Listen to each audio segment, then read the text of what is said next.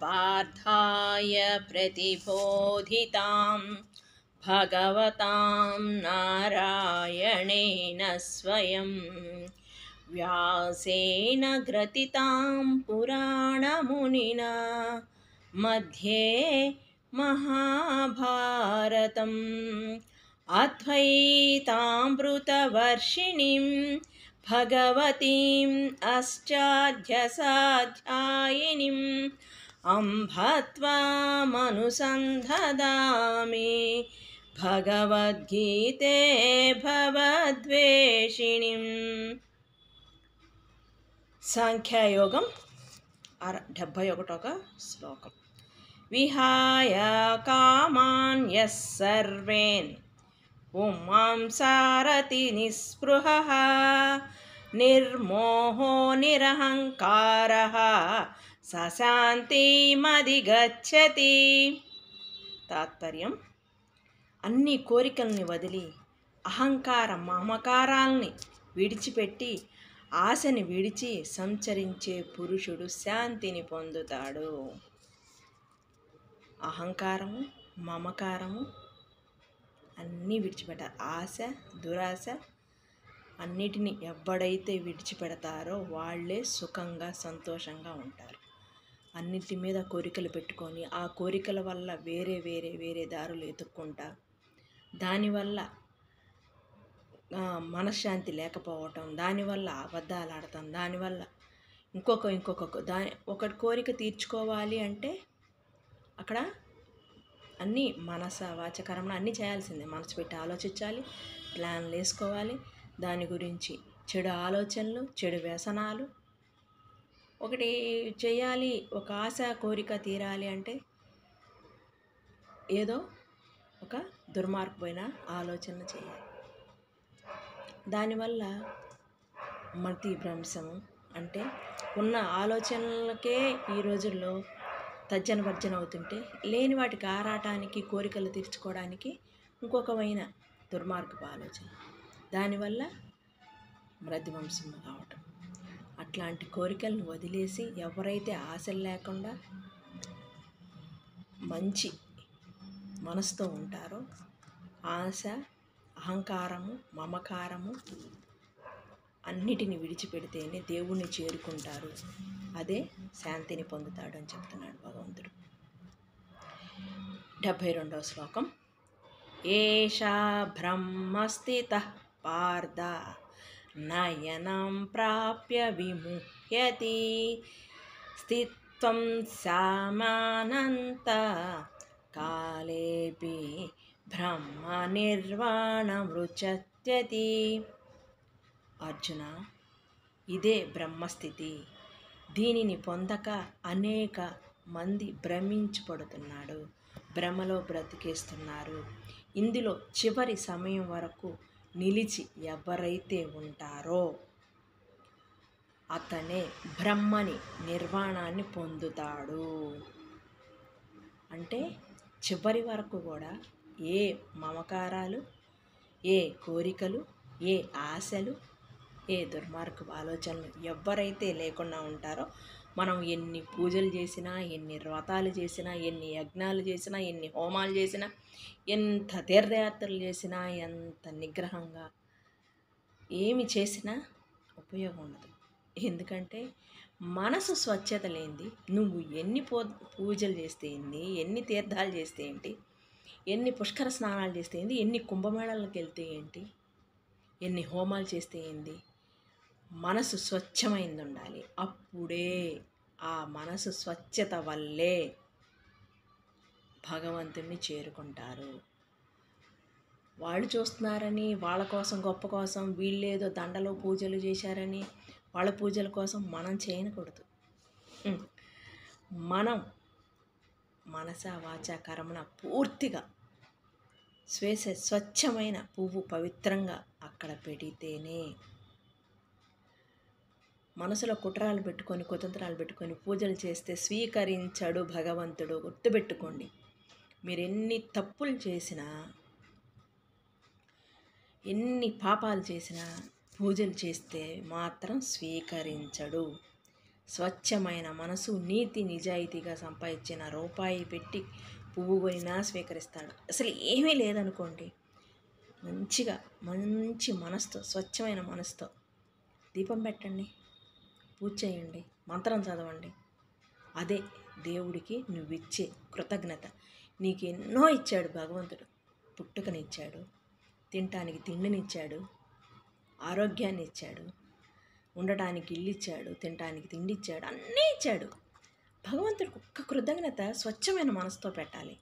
అంతేగాని వాళ్ళు చేస్తున్నారు, వీళ్ళు చేస్తున్నారు, వాళ్ళు చేస్తే మనం గంటలు కొట్టాలి, వీళ్ళు చేస్తే మనం పూజలు చేయాలి, వీళ్ళు చేస్తే దండలు వేయాలి, వాళ్ళు మాలలు వేసాలి, వీళ్ళు అలంకరణలు చేశారు, వాళ్ళే అభిషేకాలు చేయించారు, హోమాలు చేయించారు, వాళ్ళని చూసి మనం చేయటం కాదు. మన స్వచ్ఛమైన మనసుతో ప్రతి ఒక్కటి కూడా మనం స్వచ్ఛమైన మనసుతో సంపాదించిన దాంతోనే పెట్టండి, నమస్కారం పెట్టండి.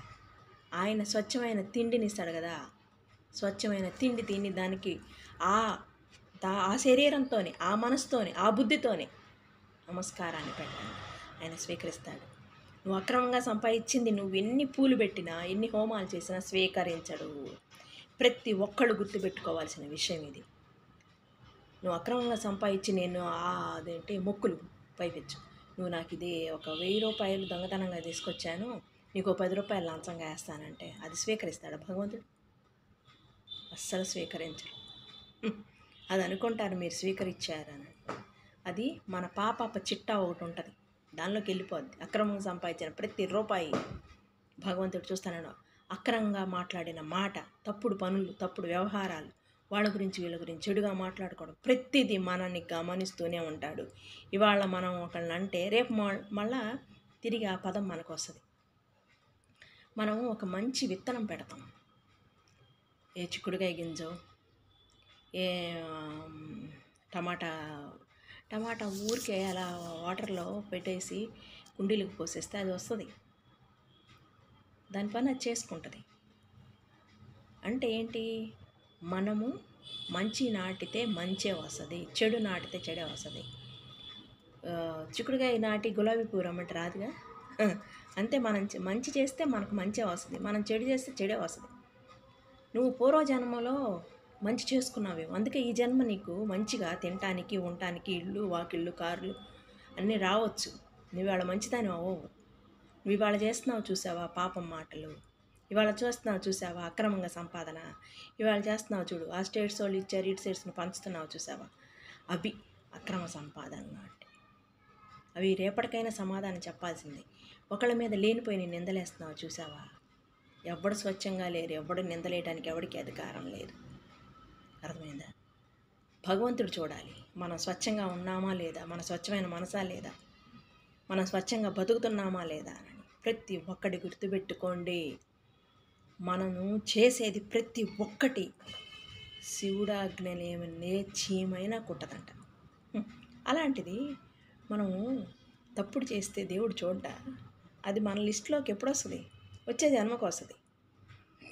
ఇవాళ నేను బాగున్నాను, నాకేమి జరగల, వాళ్ళ కాళ్ళు పోయినాయి, వాళ్ళ చేతులు పోయినాయి, వాళ్ళకి అదైంది, వాళ్ళకి ఇదైంది, వాళ్ళకి అది నష్టమైంది, వాళ్ళకి ఇది నష్టమైంది, మన సంకలు గుద్దుకొని అక్కర్లా. మనము అది వాళ్ళు చేసుకున్న పూర్వజన్మ కర్మ. ఈ జన్మలో మంచిగా చేసుకున్నాడు, నువ్వు చూడలేదుగా. వాళ్ళ మీద నిందలేయడానికి నీకు అధికారం లేదు. నువ్వు చేసుకున్న పుణ్యం అది, ఇంకొకటి చేసుకున్న పాపం అది. ఎవడిని నిందించడానికి ఎవడికి అధికారివి కావు. నీ సంగతి నువ్వు చూసుకో. అదే భగవంతుడు ముందు నిన్ను నువ్వు తెలుసుకో. ఎవరిని వారిని స్వచ్ఛమైన మనసుతో తెలుసుకోవాలి. నేను చేస్తుంది ఇది కరెక్టా కాదా, నేను మాట్లాడే మాట కరెక్టా కాదా, నేను చేస్తున్న తప్పు ఇది అని ప్రతి ఒక్కళ్ళు తెలుసుకోవాలి. నేనేంటో అని తెలుసుకోవాలి. నా మనసు ఏంటి, నా మనసు మంచిగా మాట్లాడుతుందా లేదా, నేను చేసే పని కరెక్టా కాదా, నేను మాట్లాడే మాట కరెక్టా కాదా, నా మాట వల్ల ఎవరన్నా హట్ అవుతున్నారా, ఆ హట్ అయింది మళ్ళా నాకు తిరిగి వస్తుందా. నేను మంచి మాట్లాడాను, ఇప్పుడు మంచి వాళ్ళని ఫాలో అవుతాం, ఆ పుణ్యము ఆ మంచి వాళ్ళకి వెళ్తుందంట. చెడ్డ వాళ్ళ గురించి చెప్పుకున్నాం అనుకోండి, వాళ్ళ పాపం మనకు వస్తుందట. అవసరమా మనకి? అవసరం లేదు కదా. అది భగవంతుడు చెప్తున్నాడు. ఏదైనా బ్రహ్మస్థితిలో ఉండటం, ఆశ లేకుండా ఉండటం, అహంకారం మమకారాలను విడిచిపెట్టి ఉండటం. మమకారాలు కూడా తప్పు. మమకారాల వల్ల కూడా అమ్మో నా పిల్ల నా పిల్ల నా పిల్ల నా పిల్లకే మంచి జరగాలి, పక్కన వాళ్ళు ఏమైనా పర్వాలేదు అనుకోవడం తప్పు. అదే మమకారాలు, అదే అహంకారం. నీ పిల్లని ఎలా పుట్టించాడో భగవంతుడు, ఆయన నుంచి వచ్చిన వాళ్ళం అందరమే. అంటే నేను అన్నాను కదా, నేను పెంచాను కదా అని కనొచ్చు, పెంచవచ్చు. అందరం భగవంతు బిడ్డలమే. నువ్వు ఇవాళ ఇంకోళ్ళ గురించి చెడుగా కోరుకున్నావు అంటే ఆ చెడు నీ పిల్లలకి వస్తుందేమో. ఎందుకు అలా కోరుకోవడం తప్పు కదా. ఒక పిల్లకి చక్కగా చదువుకుంది, ఆ పిల్లకి జాబ్ వచ్చింది, ఎంత సంతోషంగా ఉండాలి. నా పిల్లల్లాగే ఆ పిల్లకి చక్కగా జాబ్ వచ్చింది, హాయిగా ఫీల్ అవ్వండి, హాయిగా మంచిగా చెప్పుకోండి, సంతోషపడండి. ఎంత బాగుంటుంది. వాళ్ళని చూసి వీళ్ళని చూసి ఈర్షపడితే ఇవాళ బాగానే ఉంటుంది మనకి. అబ్బా ఈర్షపడ్డా, ఆ ఈర్ష రేపు మన పిల్లలకి రావచ్చు. ఎందుకు అలా పాపం కదా. మనకు తెలిసినంత వరకు కూడా తప్పులు చేయకుండా ఉంటే మిగతా అది భగవంతుడికి వదిలేద్దాం. తెలిసి తెలియక ఏ తప్పు చేయకూడదు. తెలియక చేసినా కూడా పాపమే. తెలియక చీమను దొక్కుతాం, ఆ చీమ చచ్చిపోతాం, అది మన అకౌంట్లో వచ్చేస్తుంది. నువ్వు తెలియక చేసావు, లేదా ఇల్లు తుడుస్తుంటాం, లేదా ఇల్లు చెబుతాం, చీమలు నలిగిపోతుంటాయి, ఆ పాపం కూడా మన లిస్టులోనే వస్తుంది. నేను తెలియక చేశాను, కళ్ళు మూసుకొని చేశానంటే నీ లిస్టులో రాకుండా ఉండదు. తెలిసి చేసినా తెలియక చేసినా తప్పు తప్పే, అనుభవించక తప్పదు. ఓకేనా. జై గురుదేవ, జై గురుదేవ, జై గురుదేవ.